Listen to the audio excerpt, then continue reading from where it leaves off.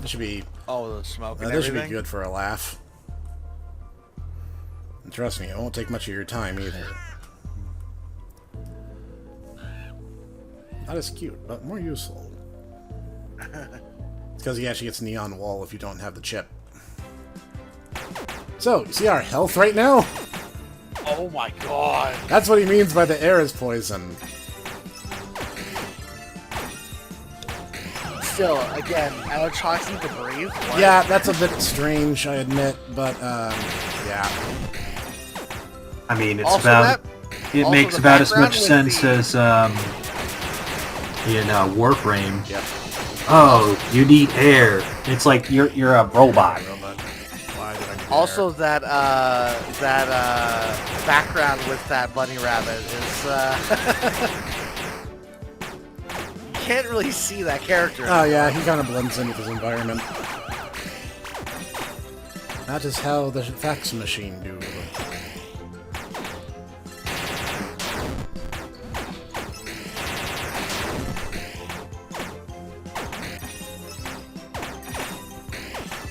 Yeah, I'm glad that you appreciate Snek. This is about the best you can hope for if you don't have bubble breath. Does it last like indefinitely to the end? Yeah, once you set up bubble breath, you keep it. Thanks to Mimic Ball, I'm actually putting up a better fight than I thought I would. But that's not going to last. This is random guys, though, isn't Yep, they? these are just random enemies. This isn't even a boss encounter.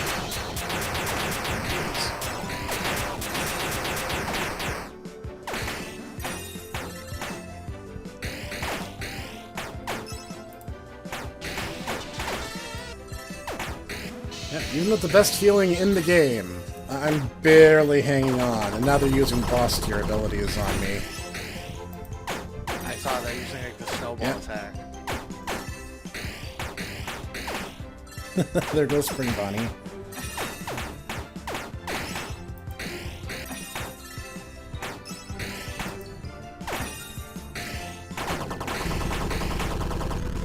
Am I even going to be able to beat one set of enemies here? I don't think I will.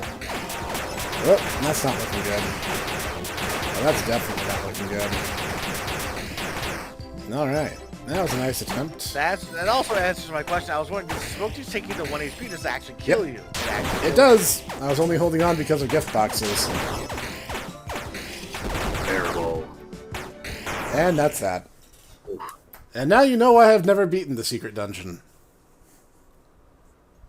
Jeez. And these characters are very powerful, and from now going forward, if I started a new file, there's a shortcut where I can just go over here, play the minigames, and get these guys straight out of the gate. So you can basically do a New Game Plus mode using the strongest characters in the game very easily. There is also one other bonus boss, and I'm going to attempt this. Attempt being the very definitive key word here. Now, I have to go to the mine, and I think it's over in this section of the mine. Principal. Oh, can you just find it wandering, or could you not get it until you got a certain thing unlocked? He's in a particular spot. Ah, We've actually walked right past him before, but there was actually a barrier separating you from him when you first get there. Remember that time we walked off camera to the left of the mine? He's actually over right. there. I think. Oh, And you kind of have to use the map in order to navigate over to him. I believe it's through this particular entrance. No, I'm wrong. It's somewhere else.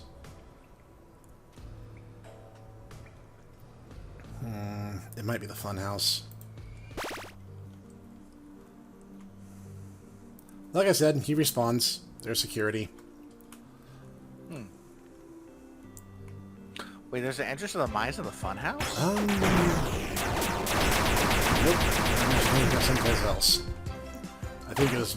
I was gonna say, wait a minute. The thing is that the mine isn't one-for-one equivalent to the overworld.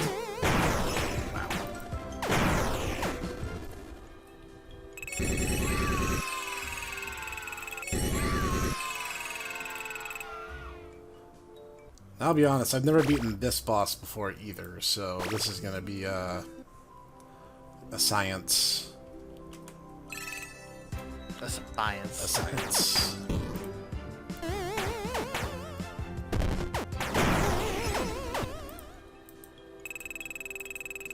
Wait, that like petrify the enemy? That was cool. Haunting turns them to stone, temporarily stops them from attacking. Interesting.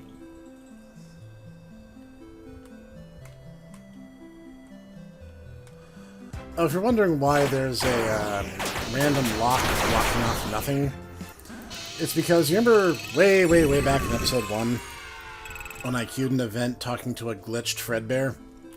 If you follow that plotline instead, you'll do a series of minigames. Now we're on the right track.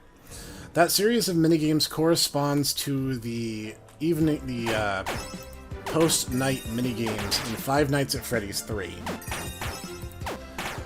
And those are very cryptic and esoteric and largely unhelpful, but if you didn't know what to do in order to do them, in order to get the happiest day ending, doing the clock storyline in FNAF World would actually show you how. Because each of the minigames you do here in FNAF World corresponds to one of those events. Nice. Huh. As I say, it looks like you're just one-shotting everything at the Well, I'm about to say, I have the hyperactive killer bit, so I mean... Okay, I need to go up a little bit, and he should be... right here. Chipper's Revenge! It is exactly what it looks like. It's a gigantic metallic version of Chipper from Chipper and Sons. Wow. And he basically has all the boss powers and will use them quite liberally on us.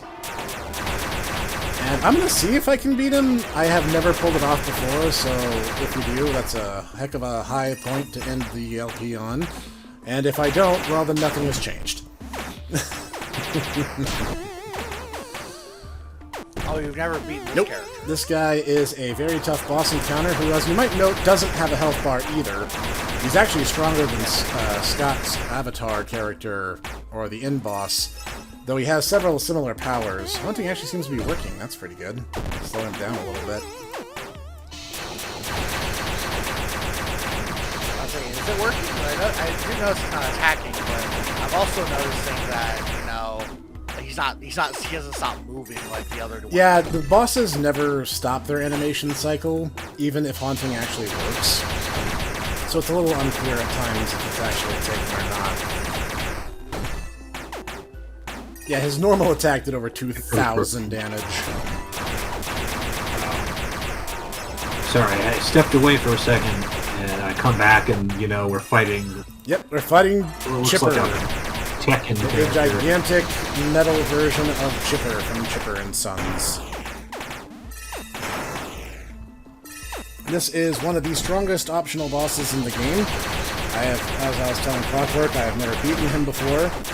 So if I manage to pull it off, that'll be a great way to end the Let's Play, and if I fail, then, well, I haven't lost anything but my patience. He just used, He used escape key, yeah, we were going to do it. Thankfully, that would literally do nothing to us.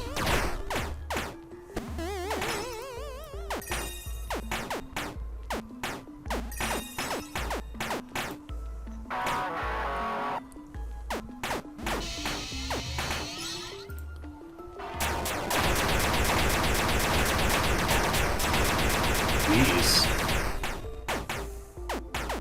That attack works really well. If we can lock him down, we have a shot at this. I mean, you seem to be doing a very good job of it. Oh, one of them missed, though. Ain't no thing. Just gotta work with what we have. That's why I have 3 characters who can use gift boxes.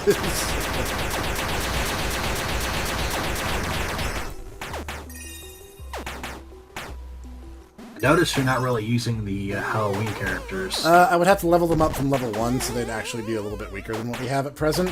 If I were to take the time out to grind them up, they would be a considerable attacking boon, but none of them actually have gift boxes, so I would give up my defensive element.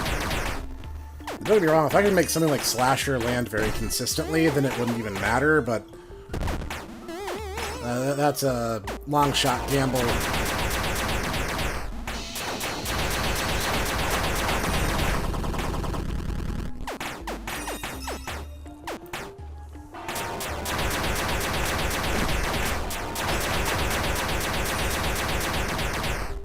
Actually, probably the longest I've lasted in a fight with him, so there's that. Maybe I'll just, pull a Scott and end up beating him because he doesn't outlast him. Ooh, fourth wall. Yep. So he's pretty much got all the big moves. Yep, he sure does. That is not unfair to say.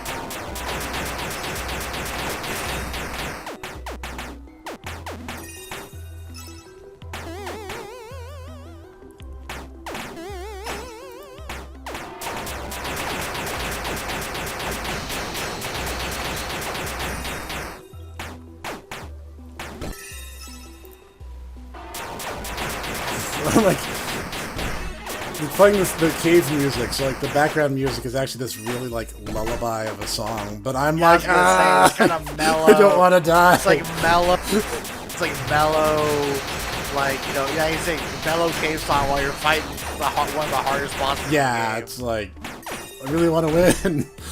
It would be so cool if I could pull this off.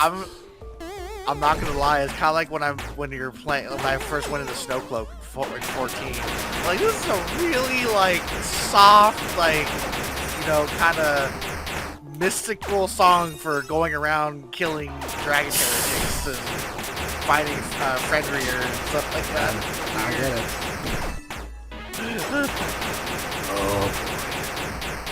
Let's not go into the Dragon Song War. I'm talking mostly they did 2,000 damage to everybody. Oh my gosh. Oh geez. Thank goodness for Mimic Ball. Oh jeez. No. Oh come on, I want to win. Just once.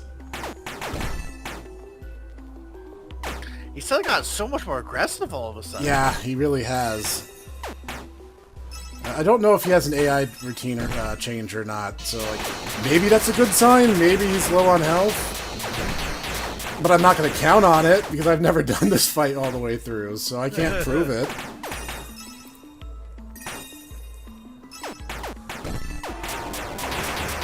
I mean, we've done a lot of damage. It's not like we're doing bad. It's just we're not through it. Oh jeez, come on, please work. Oh, I think it actually worked. I think that's actually going to buy us some time. Okay, come on.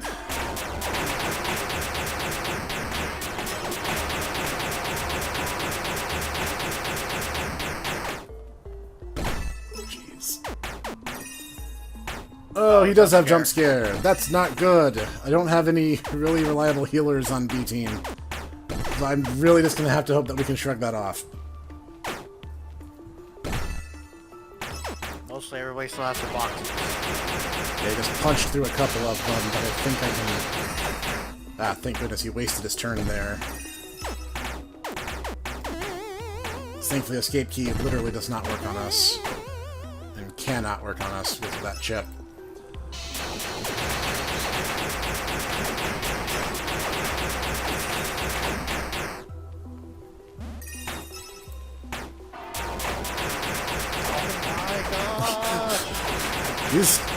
Like I said, this guy has more health than Scott, and I don't think we even got through all of Scott's health legitimately.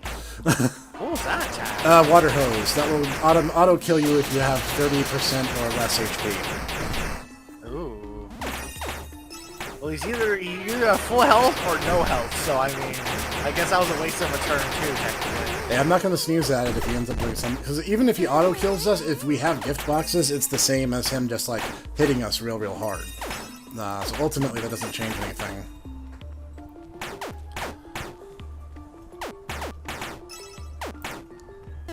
We can just like stall him a little. This, like I said, this is the longest I've had this fight last, so that's already an improvement. Whoops. I think I really like that move. They do. It's a tough one to cope with, too.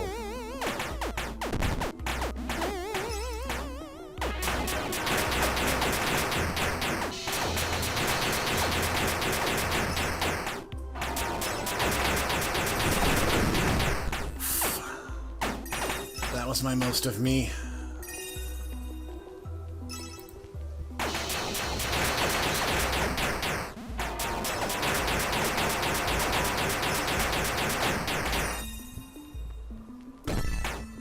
God, that cosmic song is just doing so much work. It is. It's what I'm really, really heavily relying on.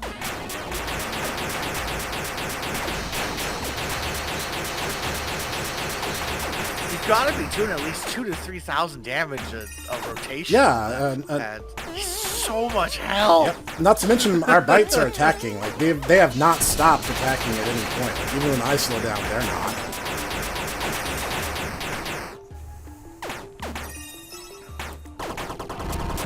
He loves that attack.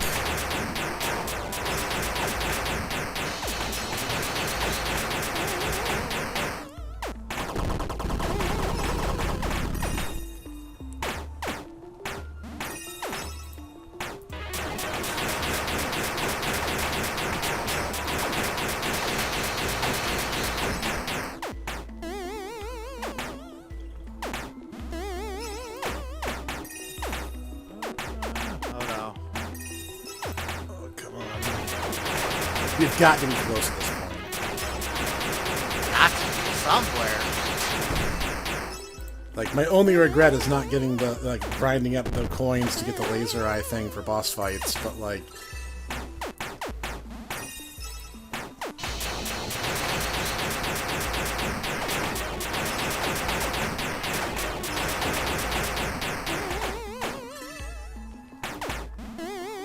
Oh, jeez. I feel like it doesn't work if they're already stunned. I think so, but again, it's hard to tell because bosses don't get the stone texture. He doesn't stop. He doesn't stop. Yeah, exactly. So it's kind of a guess.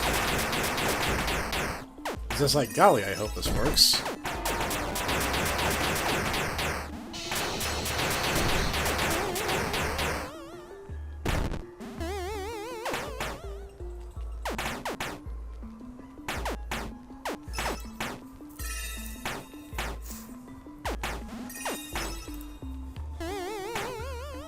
God, that mimic is also doing well. Yeah, no, he is. That's why I wanted that mimic check as fast as I could get it.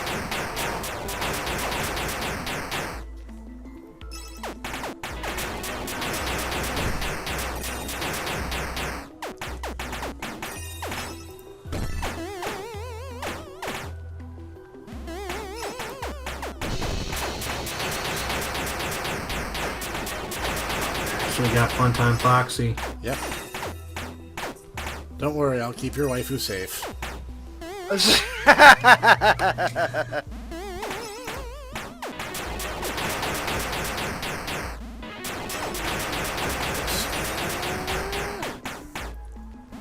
You can't see it, but I'm beating my pro right now.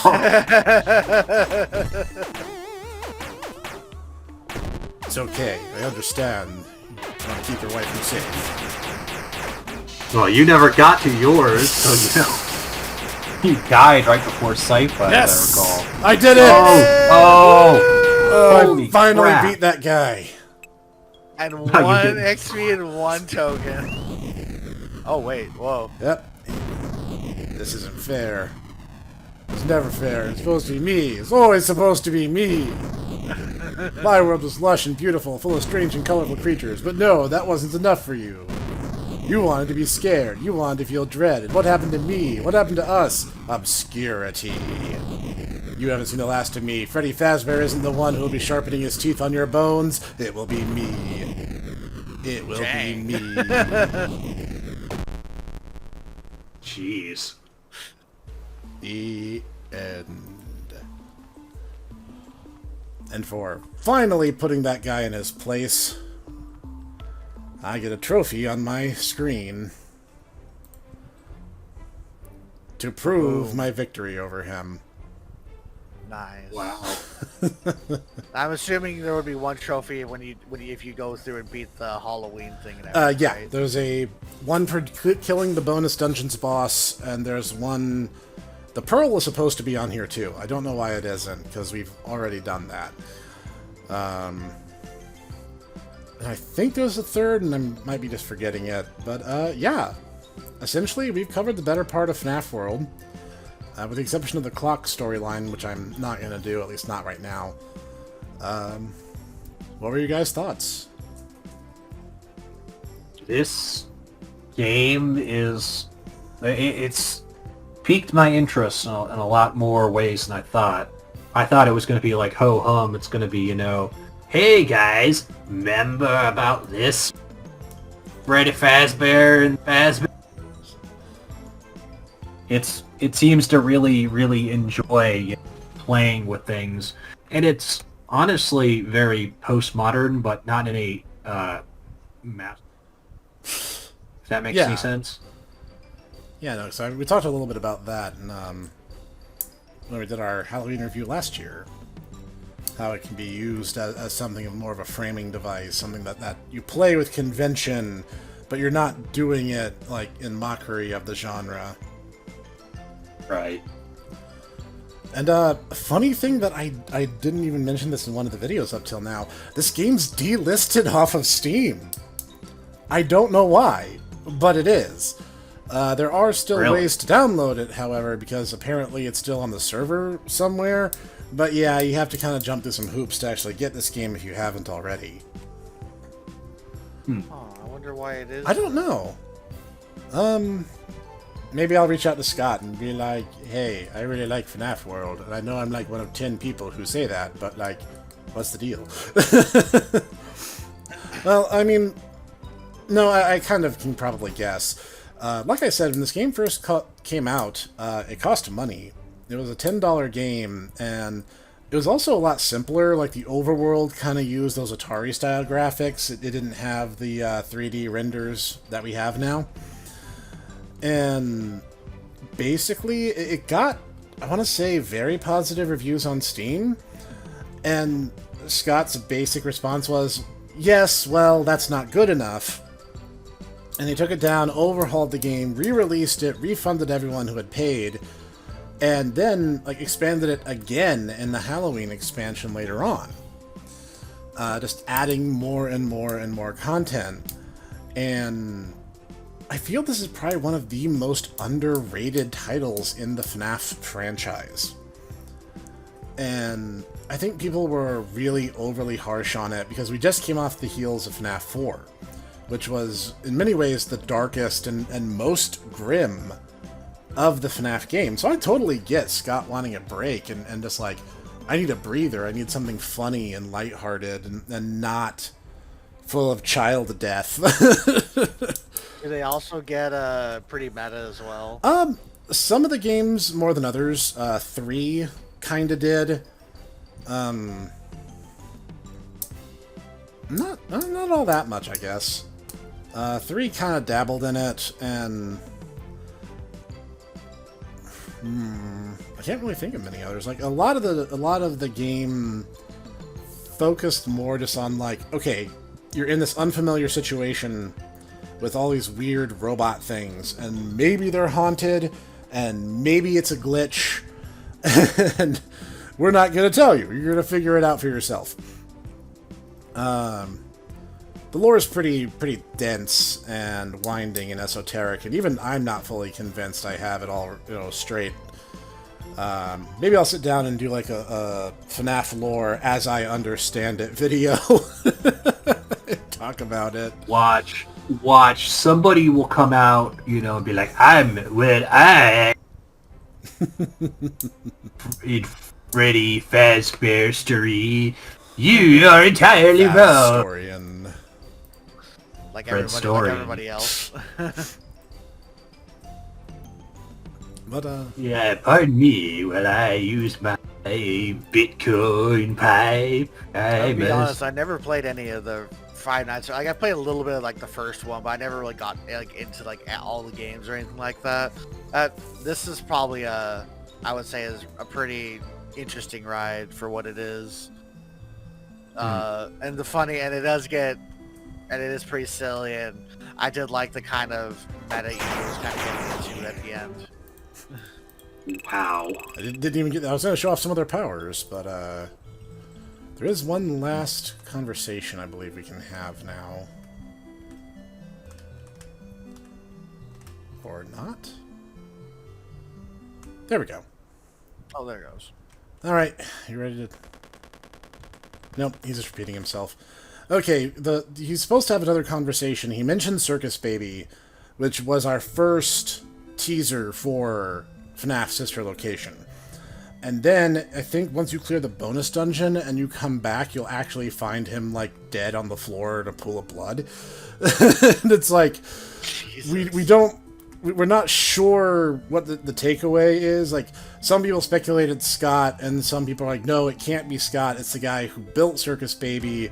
And then we learn how Circus Baby was actually built by William Afton.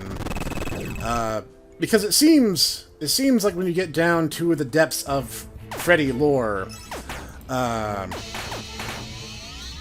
I didn't even have the chance to demonstrate the powers because my bites killed them so fast. Really just shows you how far we've come. Well, anyway, it seems that the souls of children possessing the animatronics when it first happened was an accident.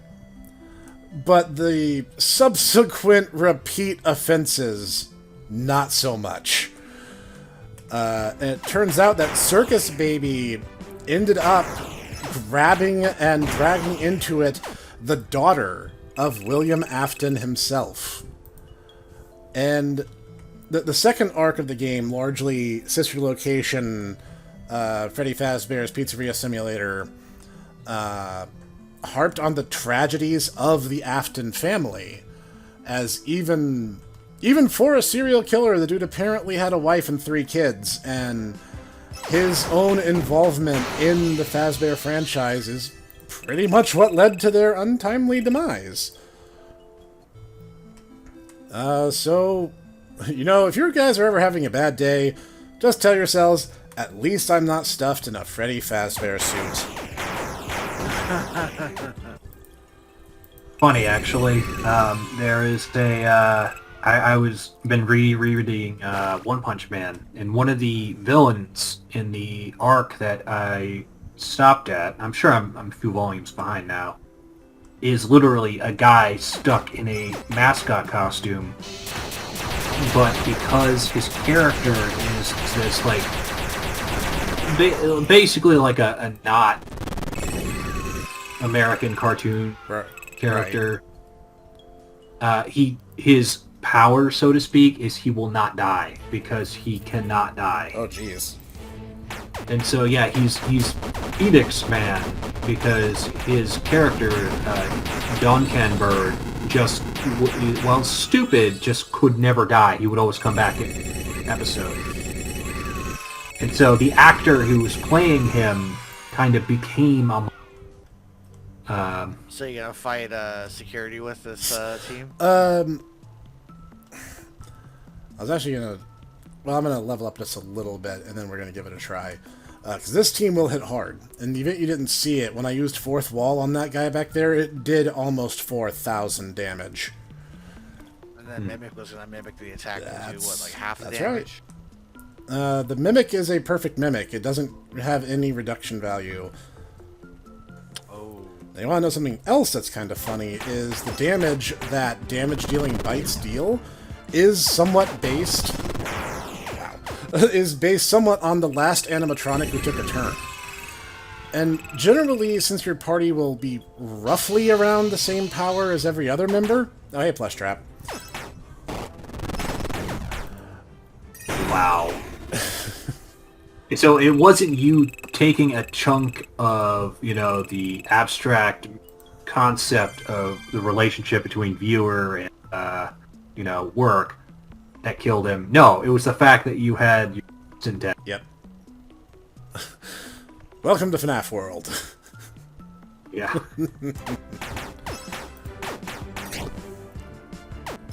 That's right, buzzsaw. Meow. Oh, Meow. they jump scared us. By most of me! I hope they have those corn chips in heaven! Now, I mentioned this to Dietaku the other day. There is a special boss you can fight here only in the funhouse. But the thing is, the trigger for encountering it only cues when you are not engaged in another fight. But that also counts when you're standing still. So the easiest way to encounter it is to come here and not move around. Springtrap. I also wish people the best of luck, since the encounter is literally randomized. Wow. Nice. Nothing quite like just napalming the entire battlefield. How many are we missing at this point? Not many. We can probably get Nightmare Chica and Indo 02 here in the funhouse. I would probably have to go back for the others, because I think it scales a little bit depending on location. I was gonna say, wouldn't some of them also be from the from the Oh yeah, event that you I only haven't, meant the ones above them, since they are set encounters that will unlock under very specific conditions, whereas the rest of them are random. Okay. Actually, once you get all available characters in the game, you get another free bite in the form of the desk fan. And the desk fan, I believe, is another attacking bit, I want to say. I forget. It's either an attacker or a healer type, but it will not occupy a bite slot. It will just appear in this big cluster of bites that I have hovering over my head. Dang. Where was this luck during the core body of this playthrough? Let's try Slasher. I know, right? Slasher is an all-or-nothing attack. It'll either do, I think, 1 damage, or it will just automatically do quad 9.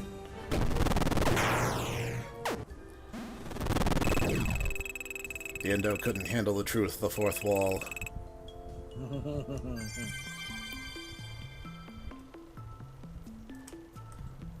But as said, as I've never completed Chica's Magic Rainbow, I have never seen the desk fan for myself. I just read about it on the wiki. What level are we now? A little bit more, and then we'll give security a try. And that's how we'll close this out in a little bit of a self-imposed challenge. I'm gonna have to get going. Alright. Thank you for joining. Now, you've already seen the important stuff. At this point, I'm just showing off. Alright. Alright. Everybody, have a good one. Later, dude.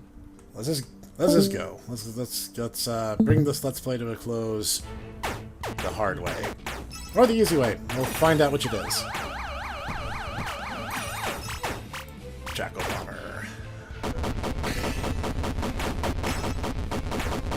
You are certainly doing damage a lot faster. Dude. Yeah, that much is certainly true.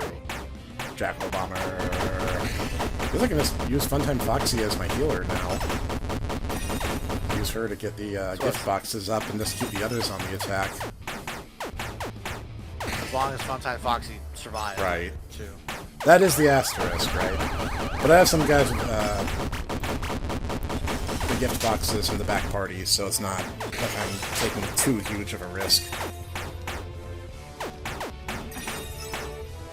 This is way quicker. Oh than it yeah, was this before. is I really didn't need to level up all as much as I thought. Just because the attack values... That Jacko Bomber is really strong.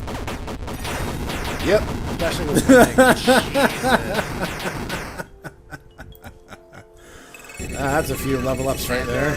Big, I'll say big level up. You probably would, that's what, at least 1,000 there plus the other. You probably have enough for your laser too if you really Yeah, want it. it's not a bad idea. Maybe I'll revisit this at some point in the future, and we'll tackle that bonus dungeon in earnest. But I was gonna say with how we're doing right now, if you do a couple more just security fights, probably level up fast enough to probably do it without a crazy amount of trouble. and that's But I don't true. know. That's an experiment worth having, because that jumped us up to That jump is like 5 levels, basically, for the lower level ones. And my higher level team is still pretty tough. And if I, a little bit of negotiation of characters to get more gift boxes opportunities. And yeah, like I said, I'm only missing a couple animatronics at this point, and then the ones from the minigames. But this has been a pretty comprehensive playthrough, and at some point in the future I'll do the clock story playthrough, and maybe I'll do a fixed party challenge. That's going to bring this Halloween-themed Let's Play to its close. So thank you for joining me again, and for enjoying that little bonus boss, I guess. No problem. It was a joy to watch and kind of learn more about this game, and apparently the deepest lore of Five Nights at Freddy's that I didn't really know existed until now. There's a lot to it. It's a great series. I think it's easy to get jaded because you'll see its popularity and a lot of people will brush it off as, oh, it's a fad. But like, there's a lot here, and the creator has put so much heart and soul into all of it. And he only recently retired from guiding the series by hand earlier this year. So it's a fantastic series, and I recommend anyone who's ever had doubts, if this Let's Play has given you guys pause for thought, give it a try. The games are like $5 each on Steam. Anyway, this has been Clockwork and the Hipster Snek, and we'll be signing off, and we'll see you guys next time. Laters.